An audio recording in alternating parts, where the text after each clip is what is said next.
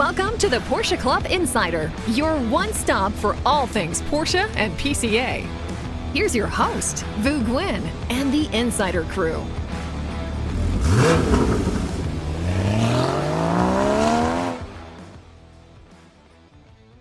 Welcome, everyone, to episode 164. We are back at PCA's national office. If you notice, the setup around the table is a bit different. We've taken your comments. We're going to try a couple of new things. We've got our guests in the hot seat who I will introduce here in a moment. But, of course, we have Manny and Damon here. Damon, I don't know if you can throw up a photo of yourself, but he's working the controls right behind me. And at the end of the table, in the hot seat, as we say. I'm in the hot seat. In the hot seat. You've seen him before. We love him. Bob Miller, co-owner of At Speed Motors. Well, Welcome generally, back. all they see is about this. They can't Exactly. hear you. They can't hear you when you do that. I said generally they only see about this. Yeah, so they get the full version of you. And this is the first time I've noticed, looking at the monitor, when I'm in this seat, do I look like a giant compared to... I mean, I know I'm taller than you guys, but I look like a Wait giant. a minute, you're taller than I am? I'm pretty sure. I look like a giant here. All right, well, let's thank Pirelli for their sponsorship. Without their support, this wouldn't happen. And I want to thank you all for listening. If you aren't currently a PCA member and own a Porsche, what are you waiting for? Grab that VIN, head over to PCA.org, and make yourself a member. And if you know a friend that owns a Porsche and isn't a PCA member yet, make sure you twist their arm and have them come out and hang out with us. For those that you're looking for your Porsche for your driveway or your garage, we have the test drive program. Again, PCA.org, we can make it happen. The raffle is going on. Mm-hmm. That's one of the major benefits if you are a PCA member for the Spring 2025 raffle. For the first time ever, we are raffling off a GT3. Whoa, okay. Plus 35, not 25, $35,000 to help offset some of the taxes. And that's for the first grand prize. Second, and on grand prizes, we have the 911 Carrera. So, plus cash, of course.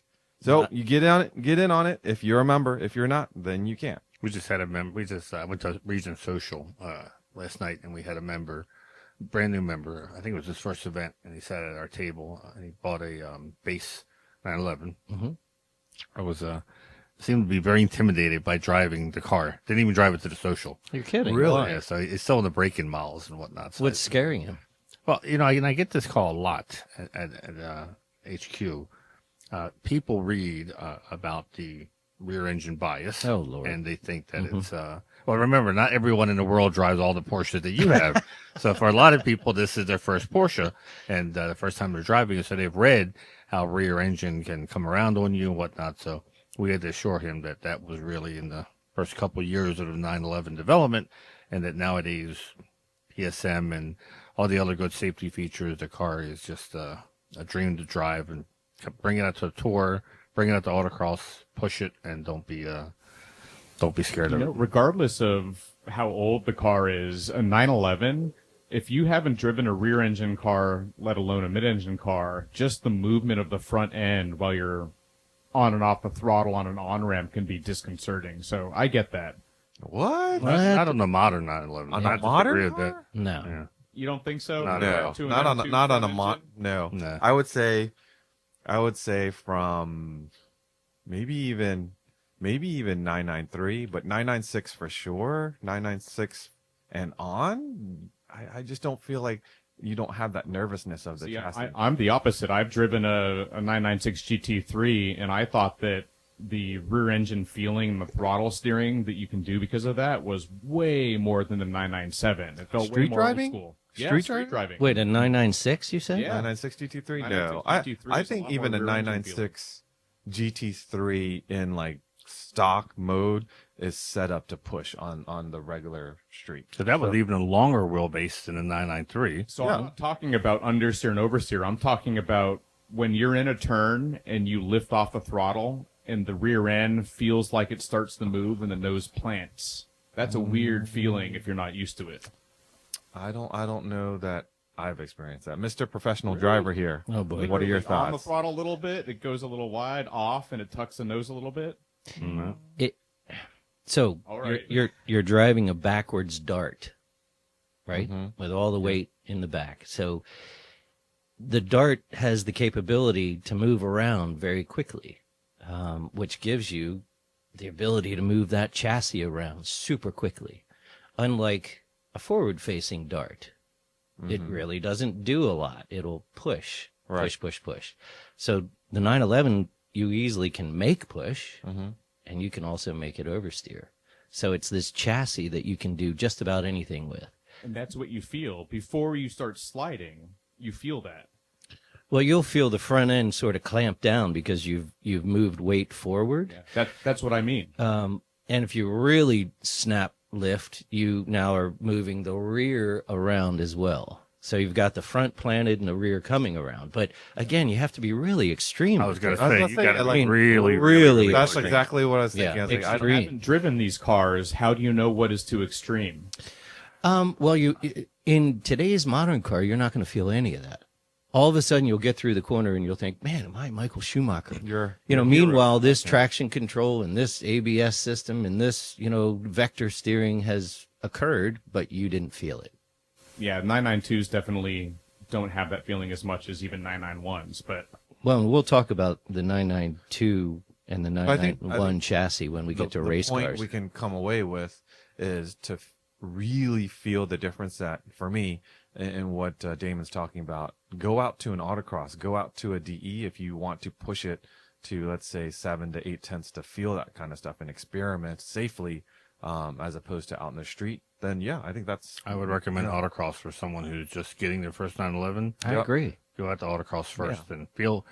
If you're going to loop it, it's better to loop it at low speed. You may feel like you're going fast, but you're not going fast. Well, and then there's HPDE, the training group. Yeah, not a lot of people have that. Potomac is. Yeah. They're lucky because they have the Jefferson Circuit, which is a great training facility. But And then I would say most regions don't have. You're talking about the high performance driving clinic. They do. Yeah. They're lucky because they have the circuit next to the big circuit that they can do that. But if you don't have that, autocross is a great primer for it. Yeah, it's unfortunate because his fear is relatively unfounded. No, but I mean, you read into it. You read a lot, and I mean, that's what I thought when I got my 964 back in 1994. I remember feeling the same way. I was like grip of death driving down, like because you read about how this. Right. Sometimes in journalism you can exaggerate, and that it's like this dangerous thing will come out in you in the middle of a turn if you lift and everything. I used to tell people when I raced a 964, it was such a forgiving car. The stuff I could do with it, Amazing. it was just. By then, the chassis has been so well engineered that Well, you do then- something stupid, sure, it's going to. Then you can set it up to do different things. Yeah. I mean, you and I know that. We can make it do different things that we want. Speaking of autocross, Damon, did you get out to autocross this last weekend? I did. Yeah? And How'd the car do? it did great. I ran my Michelin Pilot Sport 4S tires, which are my street tires / rain tires, and it was very wet. It was a wet session? Yeah, wet session in the first session. Second session, a little bit drier since the rain had stopped. And third session, it was pretty dry. But I still got 9th overall. Nice. Oh, Yeah, fantastic. I'm pretty happy about that. Congrats. Nice. Yeah, thank you. Any Porsche fun for you two? Oh, I should Yeah. add to this. I did do some other stuff to the Cayman last week before the autocross. A friend of mine gave me a 997 GT3 Brakemaster cylinder that he wasn't going to use because he sold his 987. I installed it. It's supposed to give just better pedal feel or reduce brake pedal travel, and it definitely did. I love that upgrade. Oh. Can I go back for just 1 second, Manny, to the gentleman that called you? And actually, I'm not kidding about this. If you ever get somebody like that, since that speed is so close, I'm happy if you send them over. I'll take them out for a little drive. I'll do like hey, this is what the car is all about, because it's no fun to buy a Porsche that you're scared of. And I'm happy to do it. It would take 10 minutes. Oh, that's nice. Yeah, I still recommend take it to an autocross. Yeah. But I told him, I said, bring it out to one of our tours, and you'll keep up with the traffic. You'll see how much fun it is to drive. On the street, there really is, on the street, there's really nothing to be worried about. Not at all. But it's this dream car that you've gotten, and you've Sure. heard all this stuff, and then It's you're almost like, 400 horsepower. Ease And it's a into lot it. of power Mhm. from what you hear bass and you're thinking, oh, it's a slow one. I mean, it's not a slow one by any means. Not at all. So if you win it, the second place prize in the raffle, you're not. It's not a consolation prize. Yeah, what a great car. You can, plus, you can add on all the options you want. You just pay extra for them, and Can I add the GT3 option? you probably get the aero kit, so you get out the looks of the GT3 without all the engine and maintenance and whatnot. So, man, do you have an update on that pistol blower thing that Yeah, I was not impressed with it. did not work? No, not. Maybe if my cars were ceramic coated and a little slipperier, but no. After about 5 minutes, I realized, you know what? In the same amount of time, I could have used a towel and dried it off quicker. So now we're using it to blow stuff off our deck. Okay, as long as you have a Which use is for it. That scares squirrels too when they're getting close to the feeders. Instead of using a BB gun, you just Poor put squirrels. the blower and it scares them off. But I did, embarrassingly enough, I changed the air filter on the Boxster, and that's the hardest one because it's not easy to get to. You know, so at 911, when you got the engine compartment, a couple clips, There it take is. it out, you can check it out. 914, same way, super easy. 911, I mean, not Boxster, you got to take do the whole top Service mode and this, that, and the other. So I decided to, I bought an air filter last fall, and I decided, you know what, I'm going to finally change it. I don't know if it's ever been changed since I've owned it. I thought at some point maybe Gennady changed it. Oh, I my had Lord. to look back and went, Pretty dirty. it's not like I painted it with wax paper. I mean, sanded it. That's blasphemous. It's a car that gets like 1,000 miles a year on it. You're going to get 6 extra Yes, it horsepower. was very dirty, but it was very satisfying taking it out and putting the new one. Because nothing worse than taking it out. It's like changing oil and it comes out as clean as the oil that you're going to put in. You're like, oh, this is a waste. Yeah. Well, you know, Manny, if it runs fine, why change it? Oh, That's what I was saying to myself. here we go. Did you vacuum as well, just in case? Yes. Okay. All right. Just making sure. You got to the way it's set up. Then I on my pusher support vehicle, I was changing shocks. So I'm waiting for one part to come in, and Monday, I think, after work, when I pulled into the driveway, I could smell gas. And the first thing I think it's the BMW because it's so old. So I'm sniffing around, then I'm sniffing around the Macan, then I'm sniffing around my son's Mazda. Then I go back to Suburban. I'm like, so I look underneath, and there's a little tiny puddle, and it's wet. And so I washed the Macan. I went back, and the puddle wasn't drying. Huh. That's I climbed under there, and sure enough, fuel. Is it the tank? No. So fortunately, because they made so many of these things, Yeah. any problems people have, nothing new for me to have them. So I Googled, fuel leaking from rear, and it's a whole filler pipe. So where you put the gas in, all of it. And of course, it's everything's rusted because it's in the Northeast and was driven through many winters. But I watched the video, and I told my wife, I'm like, this is so freaking easy that I can $126 for this part. Oh, my gosh. Just for the pipe? Big long pipe. Oh, really? Yeah, A long it goes one? from, think about it, where the Suburban filler is all the way to the tank. Uh-huh. It goes to, and can you imagine that was for a Porsche, how much that would cost? Oh, man. I felt like they were giving it to me for free for $126. You actually paid them more, right? I just don't feel good about It was this. great about anything working on the Suburban. You don't have to jack it up. You can just slide underneath of it and work it. It's much different than working on the Porsche. Since you're talking about the Suburban, you might want to tell the story because it'll be useful for others that work on their cars. You were a bit defeated when you were swapping out one of the struts. Yeah, the last strut. Of course, it's the last nut. The top of the strut wouldn't break loose. And I'm like, my God, why is everyone else went so smooth? The last one, So this is the text I get. Vu, do you have a nut splitter?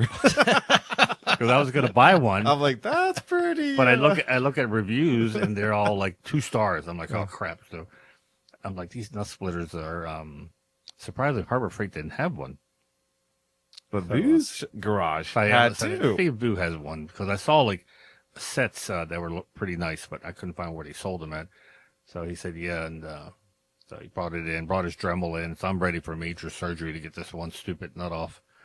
And fortunately, the access is so great on these cars. You got to get to them. You can get through the top, or you can get around the wheel well. You don't have to take the wheel off. Fantastic. It's so easy to get to. But I also was using a lubricant I bought from WD-40. not WD-40, because everyone said WD-40 is not the lubricant. Not WD-40. It's WD-40 Brand. penetrating lubricant. Right. The brand, yeah. So I was like, you got the good stuff. Evidently, that's just as good as WD-40 because it didn't do anything. So you just spray it and let it No, overnight? so we had some Deep Creek here, so we said, why don't you use that? Okay. So I scored on. He gave me that, and how he had PB Blaster. But I first did Deep Creek, and went to go eat dinner. Came back out, and the thing came right off. No kidding. Didn't have to use love that Dremel. stuff. Didn't have to nothing. I love that stuff. All right. I love it. The right. We have this weird little tool that looks like a coil at the end. And Oh, you yeah. take it, you put it right basically on the nut, and you turn it on, and it heats only the nut. I do want to get one of those. Yeah. Is It's really cool. Yeah. And it works great. Yeah, it's almost like infrared or whatever. The people come behind you in the shop and just Always going the wrong direction. Yes, keep moving. So, right. Yeah. But because in the past, you had to take your torch. Right. yeah, which this had electrical lines, fuel lines And nearby, gas. and I'm Right. thinking, no, I don't play with the torch enough to be able to nail this down. Right. You know, to set the whole car on fire. So that's a tool that I've been wanting for a long time, but I'll send you a picture. I know exactly what it is. It's got like a coil, and then you plug it in, and it heats up. And Yeah. so Now, so ours it is ours useful. is snap-on. I So know it's expensive, but it lasts forever. Right. All right, It- we better okay, get, Mr. we gotta get to Snap-on. the topic at hand. Yeah, sorry. All right. As for me, just quickly, I got to figure out what's wrong with my Boxster fans because I was driving and the temperature rose kind of a little bit higher than 180, and I noticed when I parked the car, the fans weren't on. So I got to pull the Durametric and see if I can't fire them on and see if there's a resistor there that needs replacing. And let's see. Let's get into factory race cars. And I think now might be a good time. I've always thought race cars were cool to buy, but price wise, is it in our favor now? Depends on the car. And so I think you sort of go backwards and say to yourself, all right, well, what's the difference between my street Porsche and the factory race car version? Yeah, that's the first thing I would say would be. So let me back up because the reason I thought about this topic was when factory race cars suddenly became something that we were seeing at Driver's Ed and club racing, wasn't something relegated to the 24 Hours of Daytona.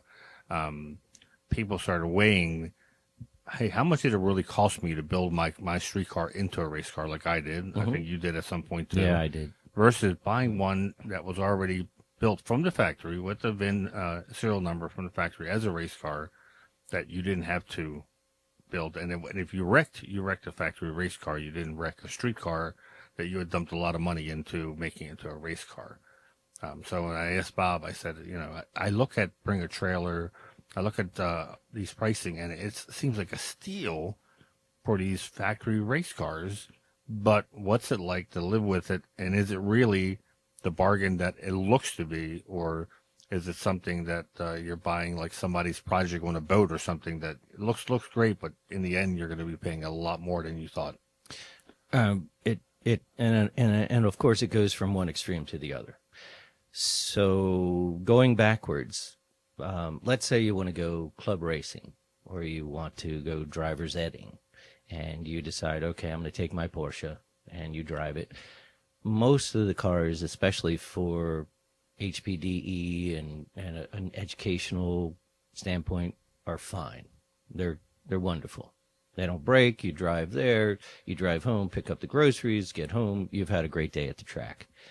Once you really start pushing the cars well beyond what they were ever designed to do on the street, that's when it starts to become, okay, what makes sense? So let's go backwards a little bit. So when did Porsche factory race cars begin?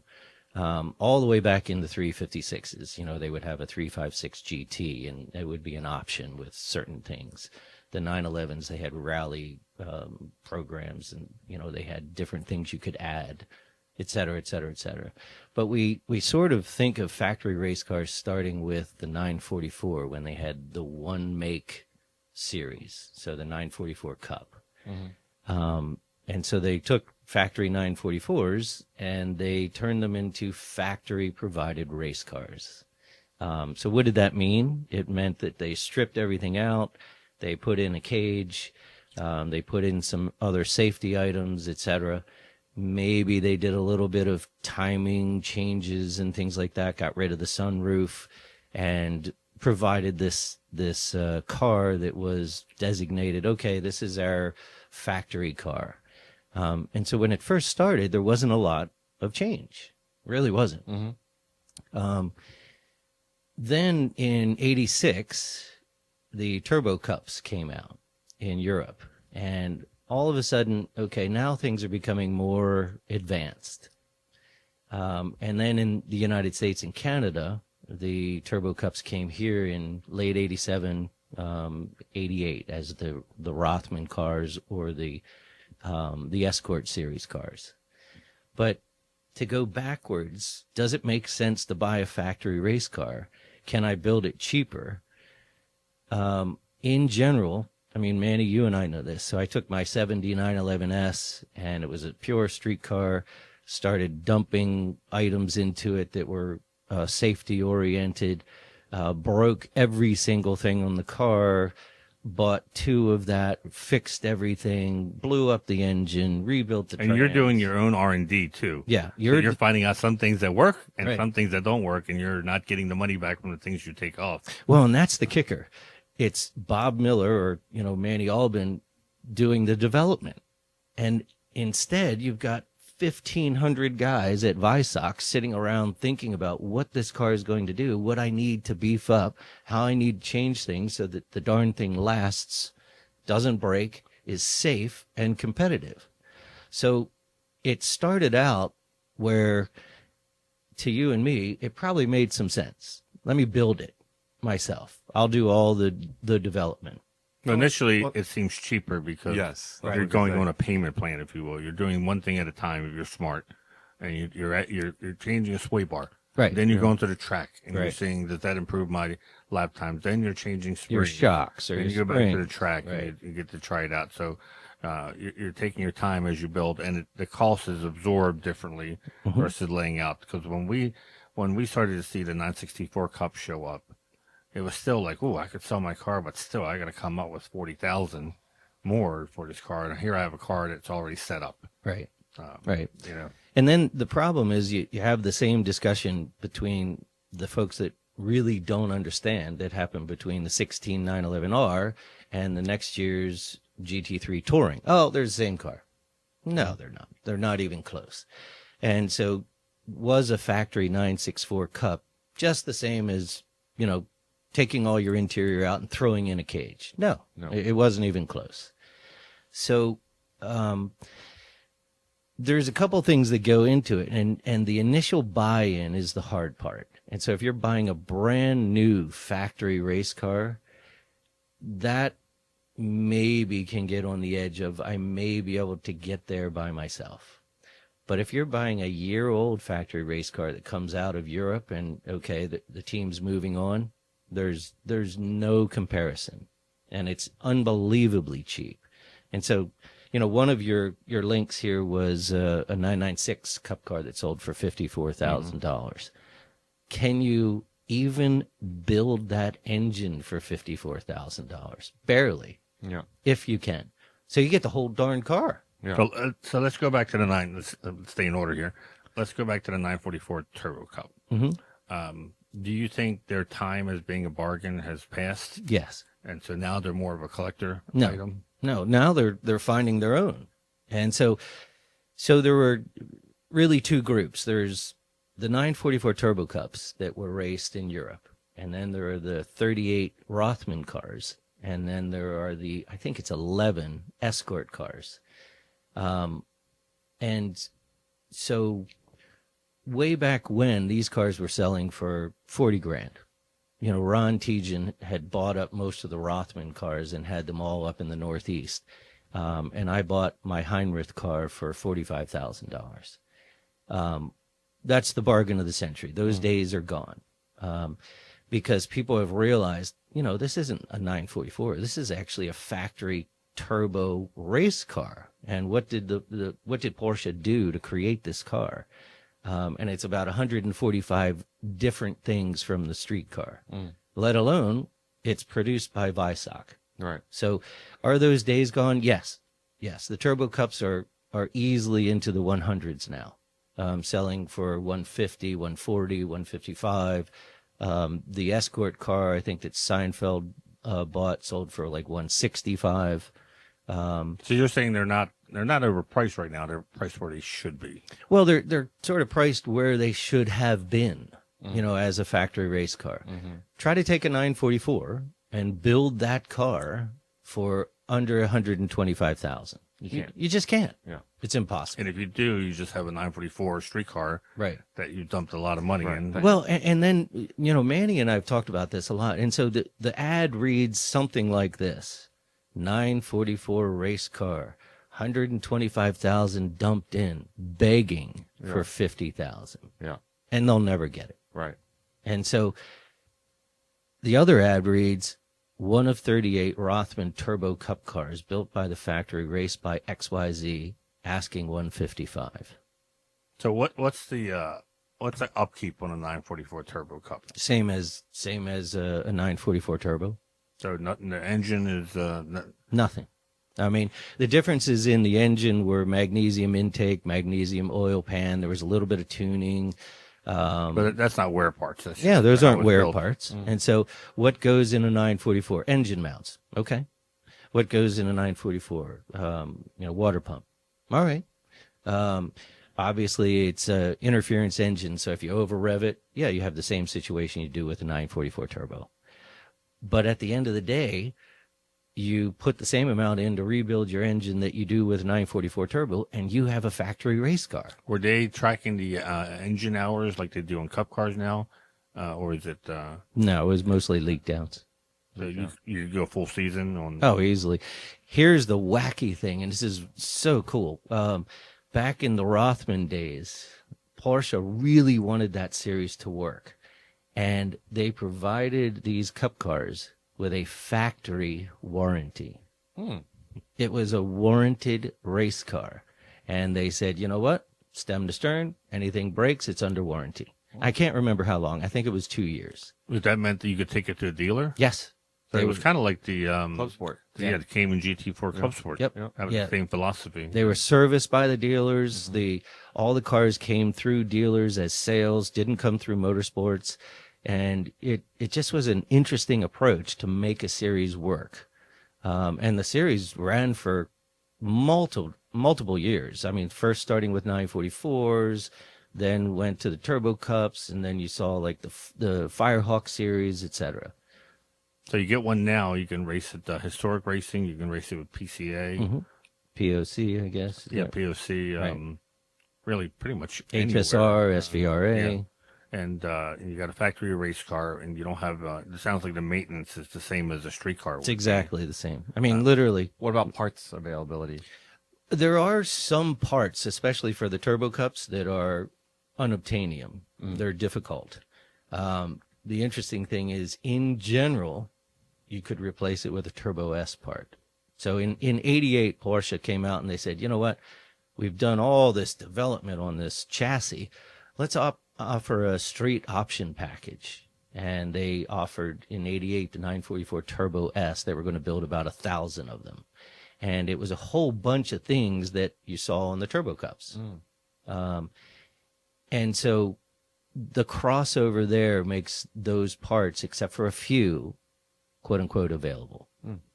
Now, with these Turbo Cups, they're factory race cars, and a lot of people that own these might want to occasionally drive them on the street.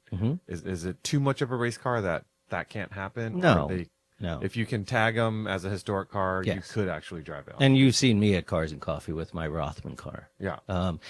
It Heinrich took out the heat. It doesn't have heat, although it came with heat from the factory. And so he took it out. Yeah. It also had lights from the factory. He took those out. Again, weight. Yeah. But as a quote unquote street car, I mean, it's not rattling your cavities. Okay. That's cool. And really fun to drive. Now, the Rothman cars have one thing that the other cars didn't have that's very noticeable, and that is the truck style exhaust. They have a very particular note, and you can absolutely hear that inside the car.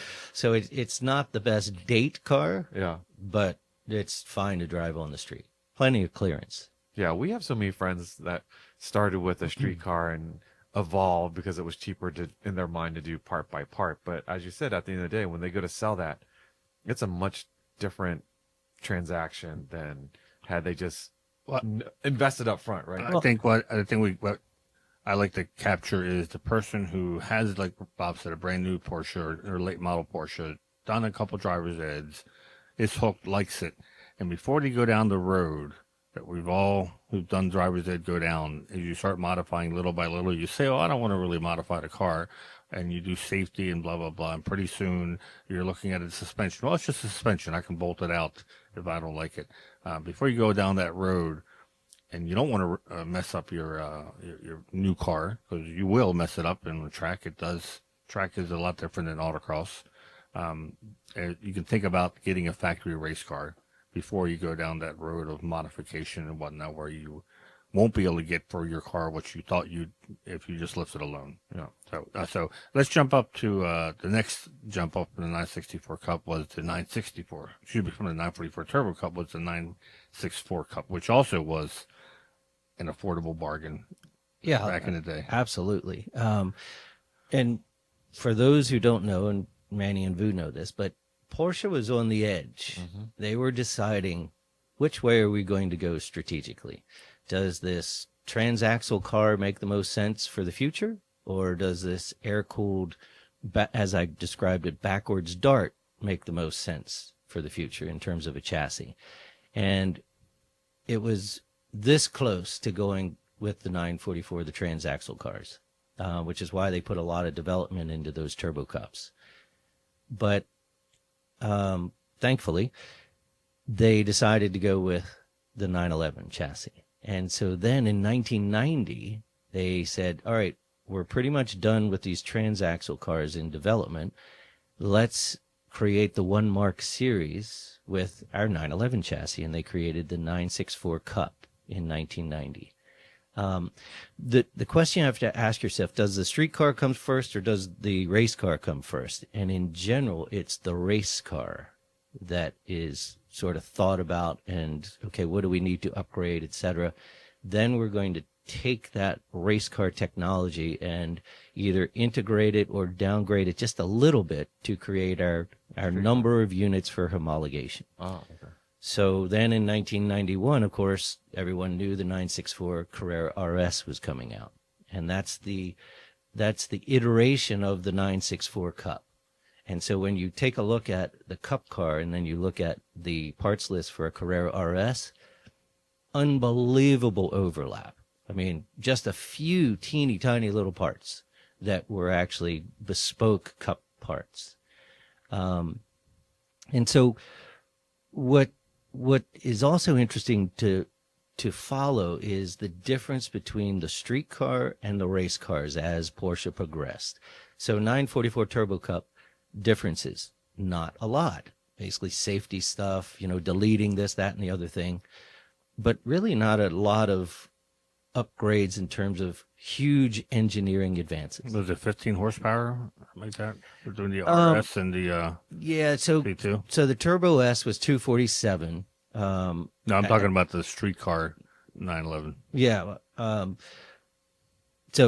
The street car was 247. Yeah. And the RS was supposedly about 263. That's right, yeah. And the Cup cars were supposedly about 265.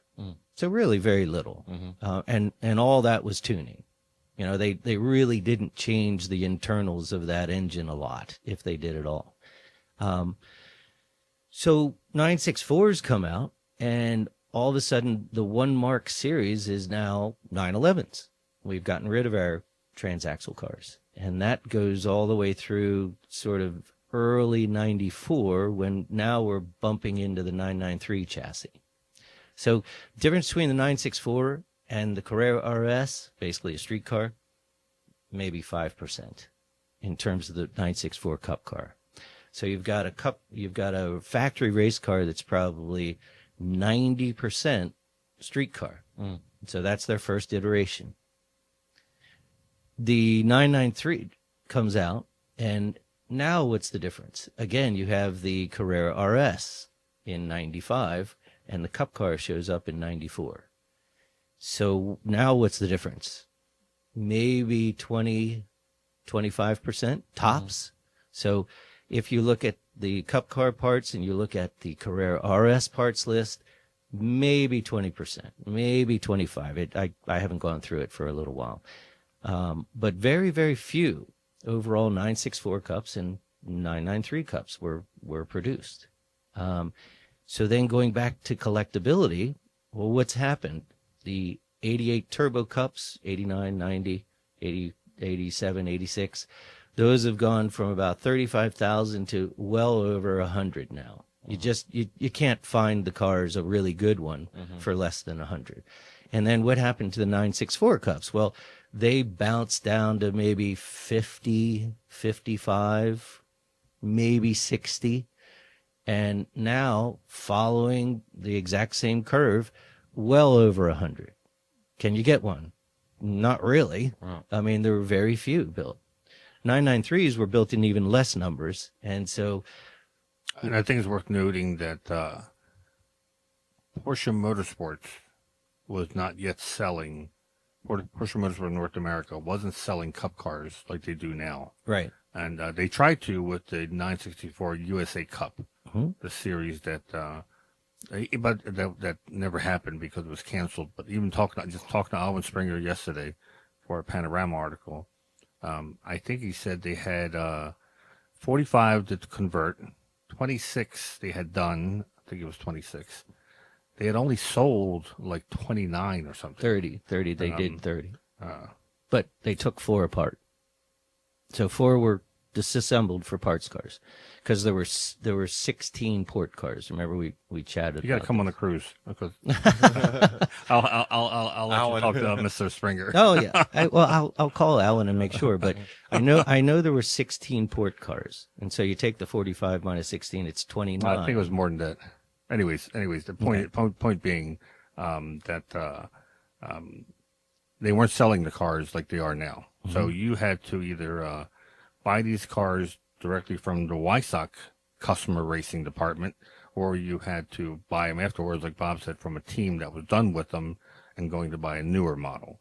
And that was all the way up through, as we get through the cars, the 996. Mm-hmm. It wasn't until I think maybe late 996, early 997 that you could now buy them from Porsche Motorsports North America. Well, and Manny and I remember this. All of a sudden, we started to see factory cars in club racing, and you saw, remember, oh man, what was his name that did the seafood, and he had a 993 Cup and another 993 Cup, and then Gordon brought in a 996 Cup.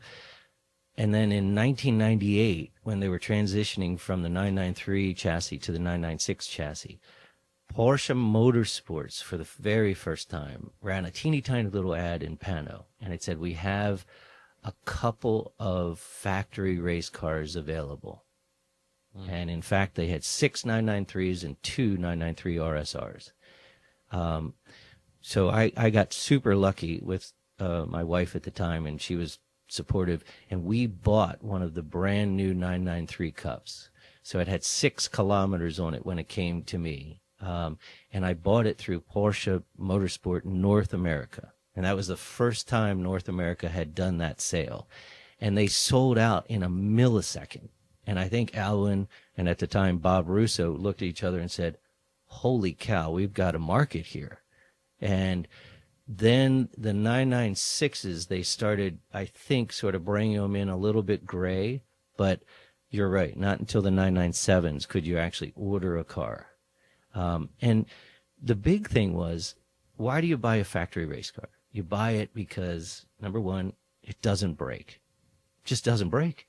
Number two, it's unbelievably safe. It's the safest race car in the world. And when you say it doesn't break, obviously they do break, but Porsche tells you when you need to replace parts. And if it breaks, it's usually because you tried to go for a shortcut and didn't replace the part or whatnot, or if it does break because weren't expecting it, they take that data and they share it with other teams and say, hey, you may want to replace your front A-arm sooner than later because we've had failures.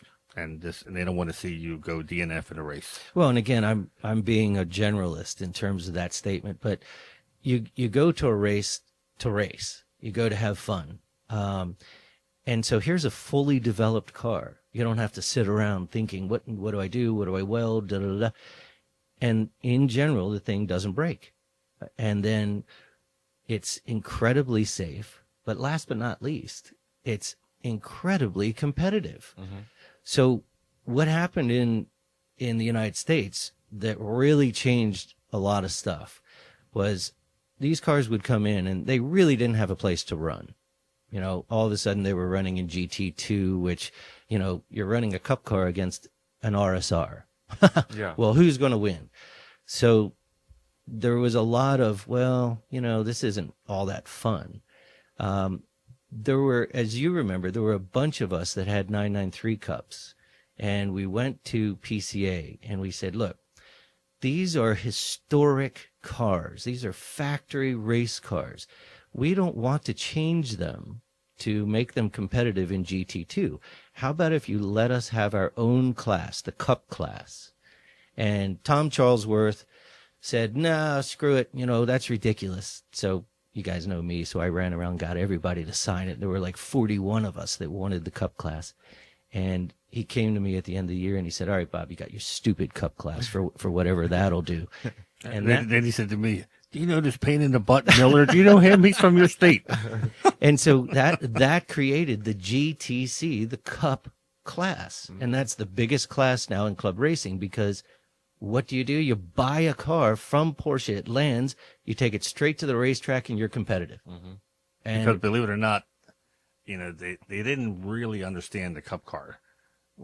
This was the 964 cup car, mm-hmm. and they didn't realize how much of a factory race car it was. So it was being classified as the same as an RS America. Oh my God! Now it couldn't run slicks. It had to run DOT Hoosiers that we were all running. But I remember being on the grid next to factory cup cars thinking, what the heck? Wait a minute. How am I supposed to survive this? Well, I mean, we did even worse, Manny. I mean, so the 993 came in, and I convinced Club Racing that it was a street car. It was a Carrera RS. And it wasn't even close to a Carrera RS. I think you said in some country it's legal to drive on the street? Oh, yeah. Yeah. But that was the RS Club that was before the internet was really right. good. They could check your facts. Right. Before right. Siri was around. Right. If you say it loud enough, they'll believe you. But it all of a sudden now in the United States, you had a demand for these amazing cars that were completely finished Ding, and ding, completely developed. Yep. Somebody said amazing. Oh, ding, ding, ding. Ding. Sorry. Yeah. Sorry about that. Anyway. Yeah. And it became a lucrative market for the teams because they realized now they don't have to try to unload these old race cars. There's people just knocking on their doors saying, hey, when you're done, don't throw it away. Yeah. Sell it to us. Want 'em. We want 'em. And then they would sell it. It was almost like they discovered crack or something because they would say it would sell to one person. All that person was doing was flipping it as well. Right. Because everyone realized the advantages at that point of having a factory race car. And we're like, well, forget this SC that I've spent $100,000 on to run in GT3 or GT4. I'm going to run this factory race car, which brings me to, I guess, the other question is, and this goes back to the 944 Turbo Cup. These cars were all engineered to run on slicks. Yeah. Right. So I remember in PCA Club Racing, before they had the GTC class, a lot of them ran DOT Hoosiers, which was we did. different alignment setting, different engineering than and cheaper than running slicks. A lot cheaper. But the G loading that chassis could produce was, maybe 1.1 Gs, and you threw a slick on it, and now it's 1.35. Wow. And so your braking changes, your acceleration changes, and your cornering changes dramatically. But that's what the car was designed for. Yeah, when I found that, going back to making your own race car, on my 964, when we went from 17 to 18-inch wheels, I suddenly started going through wheel bearings like there's no tomorrow. And 964, for people don't know, have sealed bearings. It's not like the G model that had a traditional bearing you could easily take out. The 964 at the track was not an easy bearing No, to that's tough. pull out and put back in. So my day was done when my bearing went up. We had to reverse engineer basically a cup car, which used a C4 chassis, and put C4 motorsport stuff into the car, wheel carriers and whatnot. So it was getting really expensive going through wheel bearings. Plus, your race was done. Yeah, you're finished. Yeah, you're finished. Well, and there we go right back to the point. You got a 1,500 guys sitting around at Porsche going, well, what about the G-loading? What do we do about the bearings? What about the upright? Okay, well, let's use this because it can hold this. And they've already engineered And they're it. testing how much wear it's Right. getting. You know, they're looking and measuring everything. Where Yeah. Manny found out the hard way when he looked at his wheel and he saw black stuff coming out of it. Yeah. Yeah. So But do the iteration of interesting iteration from street to race. So Porsche is very measured. So they go in stages. They don't just boom. All right, I'm going to make a Corvette race car. They moved from just deletions essentially from the 944 Turbo Cup. Really no differences in parts except for those magnesium pieces. 964's probably 20% different parts. 993 is maybe 25. 996 was about 40. 997, all of a sudden, you had a real factory race car that showed up in the United States, and it's about 5% street car. I mean, it's ungodly different in terms of the progression from 996 chassis to 997 chassis. And the capabilities of that 997 over, let's say, a GT3 997 is just, it's Let's go to the completely next different. next level. Would have been 996. So up until this point, do you agree that all these cars we talked about so far, one person could bring it on their trailer to whatever race, unload it, run the weekend by themselves if they wanted to, without the need of a team? They could do it. Oh, easily. And literally, easily. I mean, there's no technology that goes into the 996 that, you know, you don't need some laptop sitting around to fire this thing up and tune it. And as I said, it's maybe 40% different stuff. And things like, okay, the ABS controller is programmed from Motorsport to be a 4-channel ABS system. Okay, that's different. But you don't have to do anything to it. And you just drive the car. The 996, and I'll do a little plug here because we've got some customers with these. The 996 GT3 Cup is without question the factory bargain of the century right now. I mean, you can pick up a really, really good car for $60,000. So I know Damon has one up on the screen. Yeah. And I think this is the one that went for 50 or 60 on Bring a Trailer. Yeah, I mean, so It sold for 55.5 last August. unbelievable. So what's that engine? It's a GT3 engine. So what's that gearbox? It's a G50 6-speed with steel synchros. Now, by this point, they're tracking these engines by hour usage, right? It's true, but, and so we've got one customer, and here's what we do. And I know there are things that wear, and you have to change even before. We track cold leak downs, and this engine has over 350 race hours on it.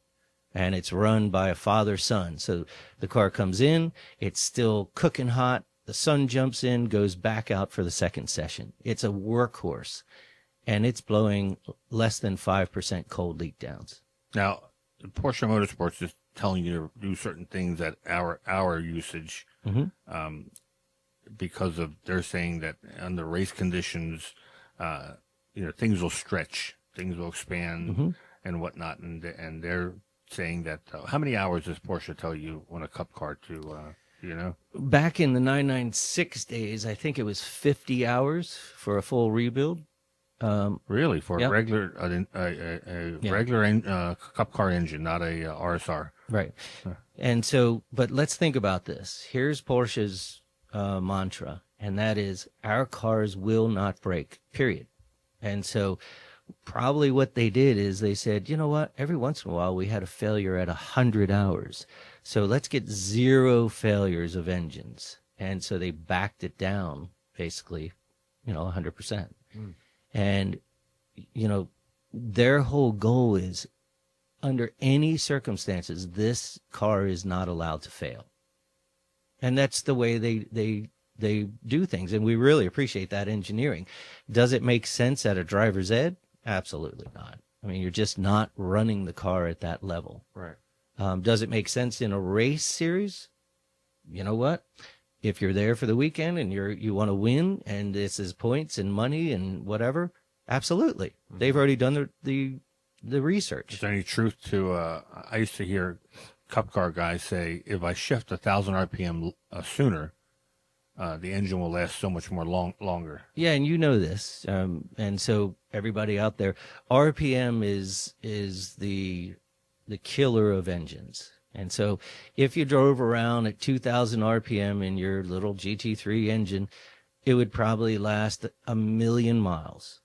But the GT3 tops out just over 8,000.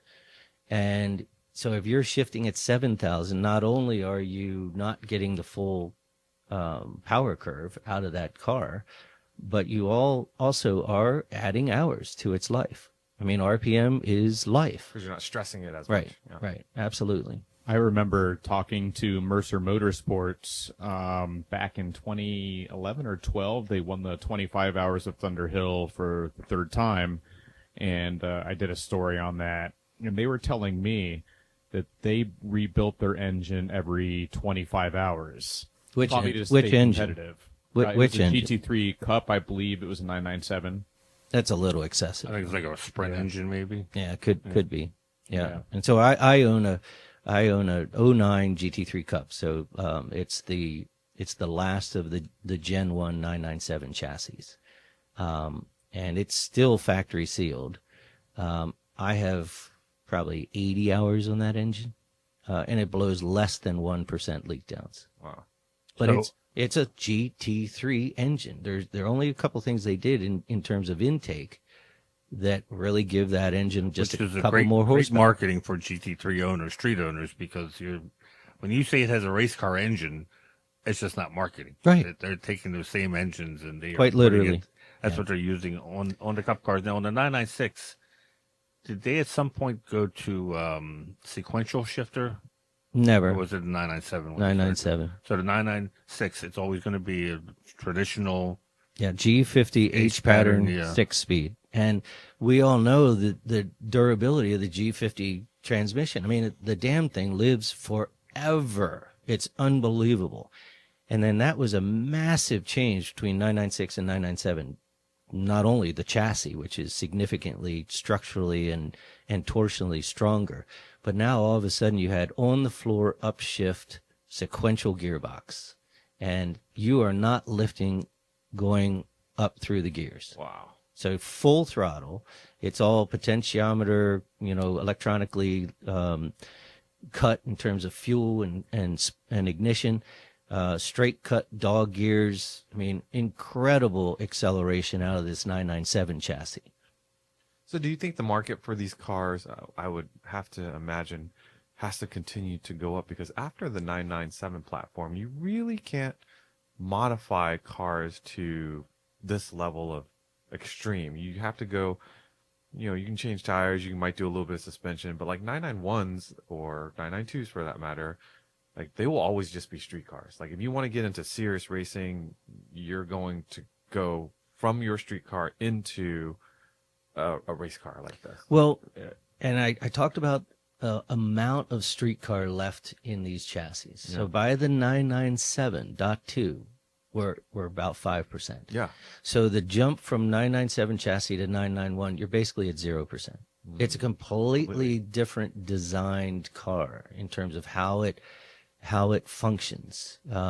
You have, sequential gearbox that is now a paddle shift box. You have a completely different engine. It's no longer Metzger engine. You have, instantly a 4-liter engine. And our buddy, Mike Levitas, who's much more current in 991, 992s than I am, says that those engines, the only thing essentially that goes wrong are the rod bearings. And he said, so at 100 hours, we're changing rod bearings and send them back out. And so incredible durability. Initially, they had some issues with the paddle shifters, but a lot of that has been solved completely. But now you have almost 0% street car. It's bespoke race car. Yeah, it's a different world. Like you go to the track now, you don't see as many homebrewed street cars like I think you did back in the day. So now let's talk dollars. All right, so we talked about the 944 Turbo Cup. That was a massive bargain, at $40,000, $50,000, $60,000. It's just a joke. 964 is over 100. 944 Turbo Cups over 100. 996 Cup cars. Ha! Okay, bargain of the century. Wait, let's go in order. So right now, 944 Turbo Cups you're saying is about 100 to 165. Okay, how about 964 Cup? Over 100. It just depends what the car did. Okay. And so if it won Le Mans in its class, it's 300-400. Whoa. Okay. Yeah, I mean, and range. Historic. Let's car. give us a range. There's so few of them. I really haven't seen one less than 100. Okay. And so let's say minimum of 100. 100 to 300. Collecting cars, Right. cars sold for 200,000 euro. Okay. For what it's worth. But that you can tell that's a completely restored car.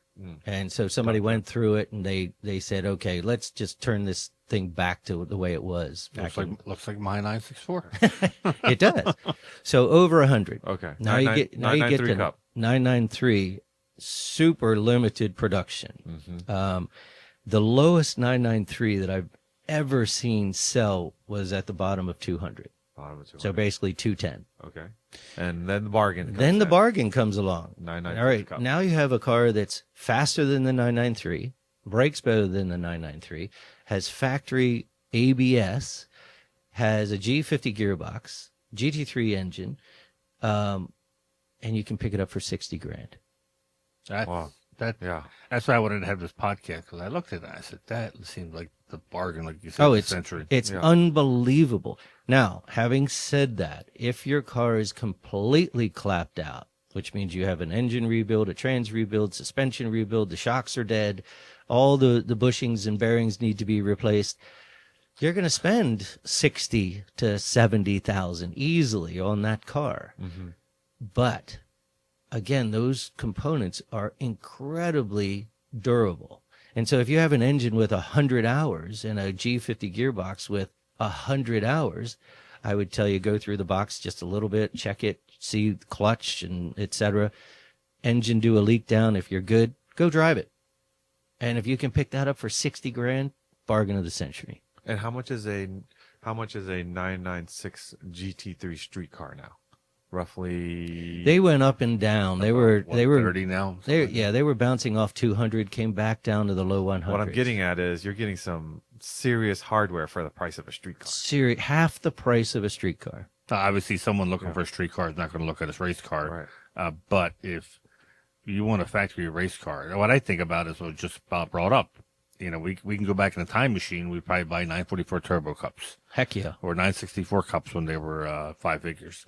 And you say, even if I don't do a whole lot with this car and I just sit on it, I'm sitting on a factory race car. Right. Yeah. And to me, that carries a lot of cred that you're sitting on something that came out of Weissach, that they built for racing, out of the racing department. That goes a long way. It really does. Versus doing it in somebody's garage, putting a roll cage in. Yeah. Well, and again, you go back to the ad in Pano. Factory GT3 Cup. Here are the hours on the engine. Here's the hours on the trans. Never crashed. All original. And that's, let's say, my car. 110,000. And then you go back to the other ad where they took a 997. Built by Joe and me in my garage, maybe welded incorrectly, cage, don't know. Engine, street engine, cooling is always a problem. Uprates, blah, blah, blah. Have 120 in it, begging for 60. Wow. All right, how about 997 Cup? All right, so here's I feel like you're going into like a space shuttle when you Yeah. get to 997. 997 again, as I said, and I own one of these. So I love the chassis. It's my favorite Porsche race chassis because it's very, very, very talkative. It chats away with you on the racetrack. So the 997, as I said, is a bespoke, essentially the first time Porsche went to a bespoke race car. Now everything's race. I mean, they don't even have a normal dash. It's all Motec from the factory. Fire system, sequential gearbox, air jack system. Mine came with a premier fuel cell from the factory. So every single thing, I mean, front and rear carbon fiber bumpers. I mean, And doors. and doors. I mean, the doors weigh 5 pounds. And so all of a sudden you have this conceived race car, and all it was ever meant to do was race, period. That's it. 997s right now are another bargain because everybody's scared of that sequential. And they say, oh no, these terrible things happen with sequentials. Well, it's not true. Learn to rev match your damn gearbox and you have no issues with your sequential. So what's the fear? The fear is that the sequentials are delicate. Now, they are a little delicate, but what was happening in the Pro Series over in Super Cup and Carrera Cup was the guys driving the car realized, you know what? My crew chief's going to rebuild this box every 3 races anyway. I'm not using the clutch. I'm not going to rev match. I'm just going to jam the dog gears in, the straight cut gears, excuse me, and it's faster. Yes, it is faster. Yeah. But you know what it does to the gearbox? It destroys it. But they're going to rebuild it anyway. They're going to rebuild it every 3 races. And so then those cars got the reputation for it's a great car except for the gearbox. And that's only because these guys that could not rev match, or the pro guys, were not treating the box well. So then Porsche and Manthey came out with a little rod that goes from the stalk, your handle of your sequential gear selector, to your gas pedal. Literally. It was a rod, a metal rod. And every time you moved it forward to go down to the next gear, the darn thing blipped the throttle whether you wanted it or not. And I remember talking to Brian Copans, and he said, Bob, overnight, my rebuilds dropped in half. He said, because all of a sudden this crazy rod was just It was probably blipping. like that big, wasn't Yeah, it? it was, well, it was about this long. So this but was a mechanical Yes, ref. yeah. literally a mechanical. You can look Yeah. into the floorboard and see Right. it. That's And- crazy. Yeah. And so, my car came with it. I immediately took it off.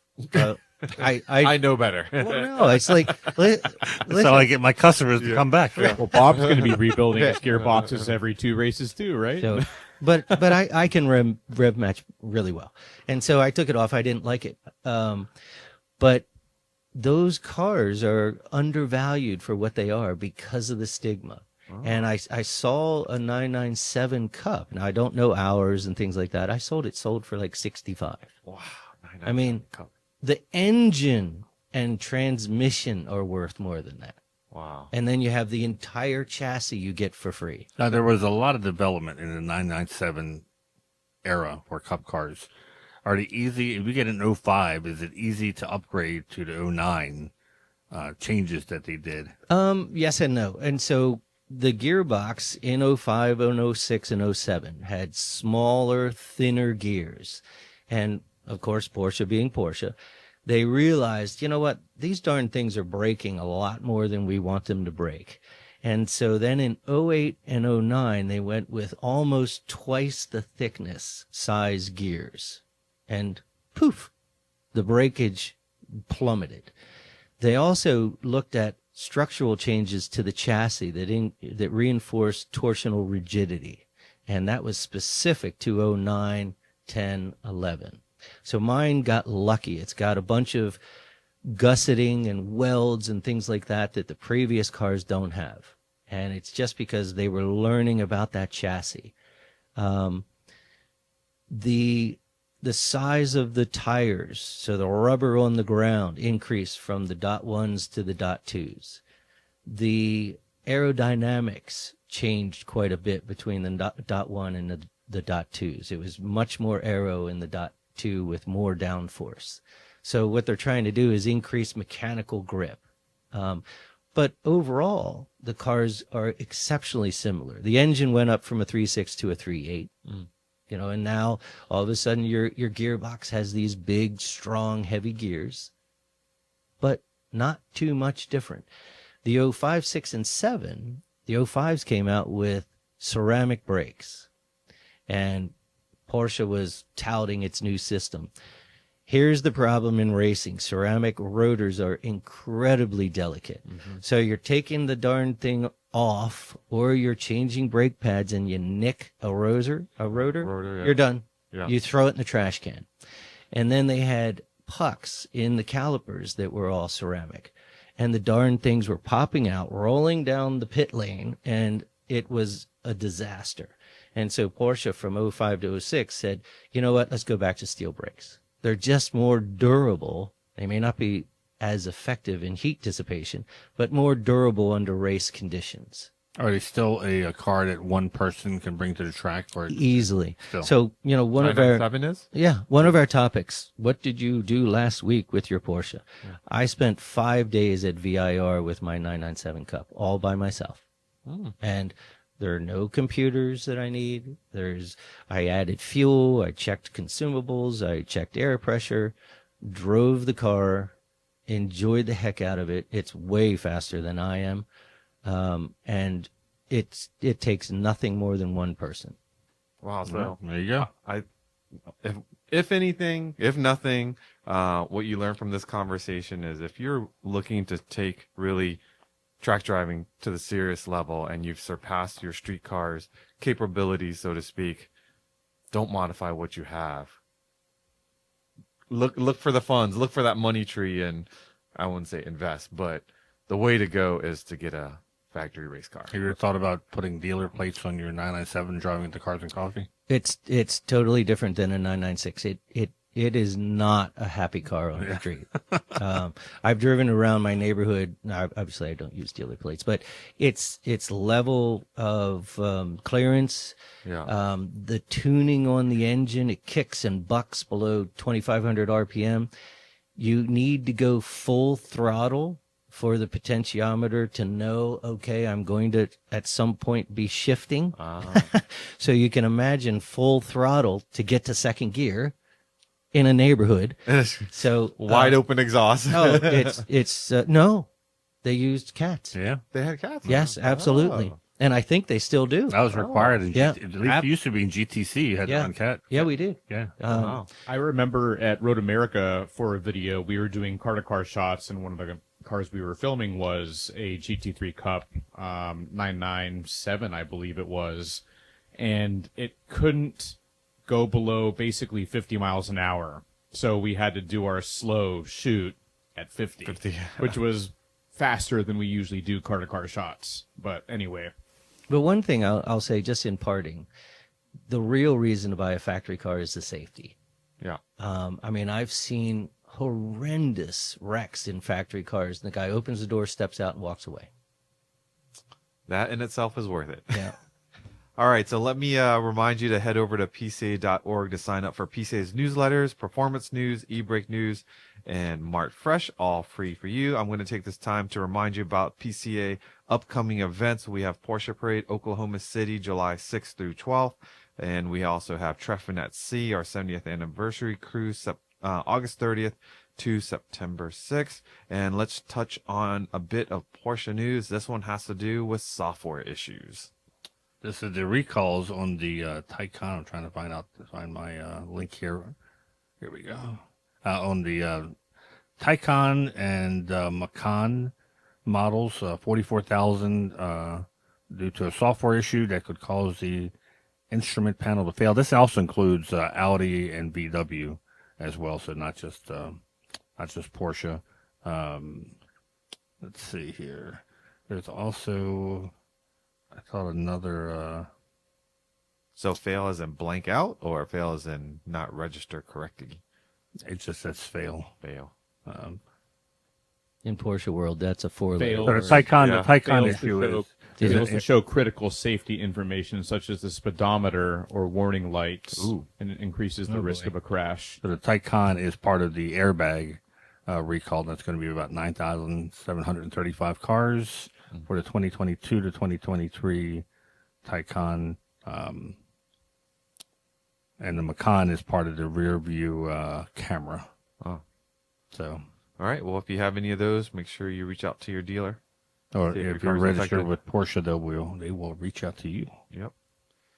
Damon, you want to hit upon some quick updates on the videos we've got out? Sure. I am playing around with this TriCaster thing, so I'll swap it over to the actual video, which you should see on your screen now. And basically, Manny, Vu, and I walked around the Gooding and Company and Broad Arrow auctions. Look Fast how, forward there a little bit. look how Gooding and- tall Boo is.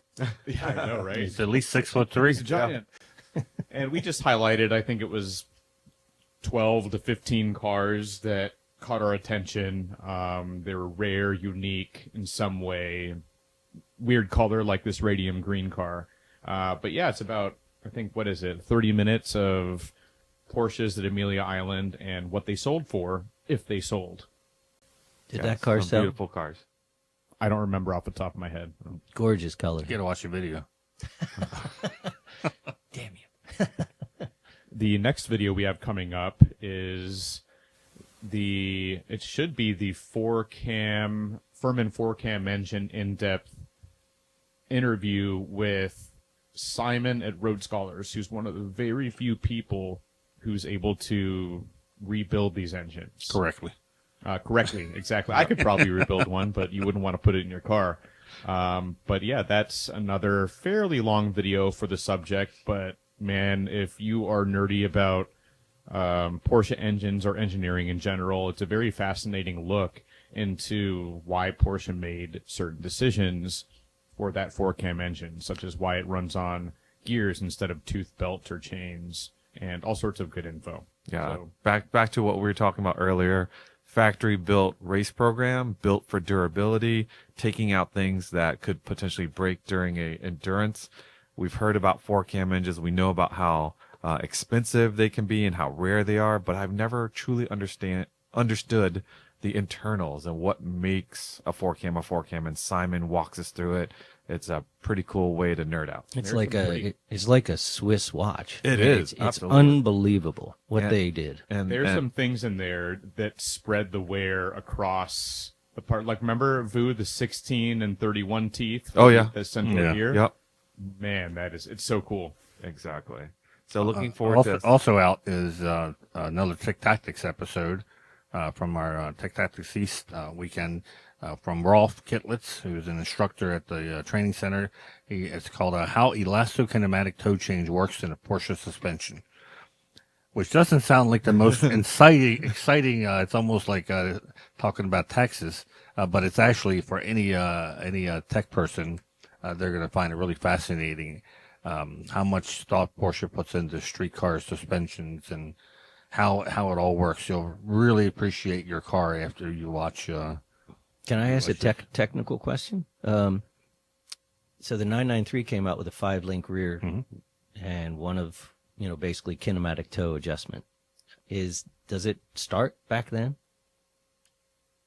I believe so. With the 928 was the Weissach. okay. 928, Weissach rear? 993. Yeah. Okay. But he talks about that because in an earlier episode, that's I think online also, he talks about the tools that Porsche dealers have to buy, and one of them is the rare tool to properly align a 993. Yeah. And he said that like new dealerships that open up, they don't make this tool anymore. They don't have. They basically have to contact Porsche and Atlanta, and they can rent the tool, and Porsche will send them. They out. can call us too. We have one. You have one? Yeah. Yeah. You have to for the cars that you We service. do. Yeah. I mean, we're older cars, so All right. Let's see. For those of you looking to race online with fellow PCA members, check out the PCA Sim Racing program. For those of you looking for insider swag, head to our web store. We've got Mike's bottles, t-shirts, and mugs. If you're looking for PCA Insider decals to show your support of the program, all you need to do is send us your address information to podcast@pca.org, and we'd be happy to send you out a set. And just like that, we're well over our 1 hour mark. I learned a lot about why, if you're thinking about getting serious, I haven't been back into the DE program for a while. I've been kind of just making do with autocrossing, and hopefully once my last kid. For a while. I I was vice president the last time. once You and I had hair, right? once young Jonah gets passed through college and maybe some funds are freed up, and hopefully 996 Cup cars are still within reach, then maybe, just maybe. He's waiting for us to die so we won't make fun of him. Oh, right. Man, you guys are horrible. Yeah. And we love him. I know. So imagine the other people. I know. Well, anything else before we wrap this up?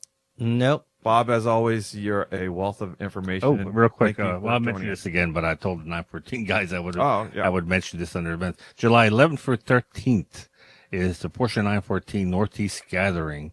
That's part of the 914 registry from PCA. This will be held. And Are you going? No, because this is the last part of parade. Oh. Which actually, the last day of parade, I won't be there because I have a wedding I have to attend. Well, here we go. Beautiful Pocono Mountains at Skytop Lodge. Nearby, too. I could bring my box of 914 parts. Show everyone the picture. Oh, man. Kind of like the episode of Seinfeld when George showed a picture of the model and said, "This is who I'm dating." Oh, man, you just are In my not mind. making me feel too good here. Thank you, everyone, for listening. Be sure to like, comment, and subscribe, and consider sharing our show with fellow Porsche enthusiasts. Until next time, stay safe, and we'll catch you down the road.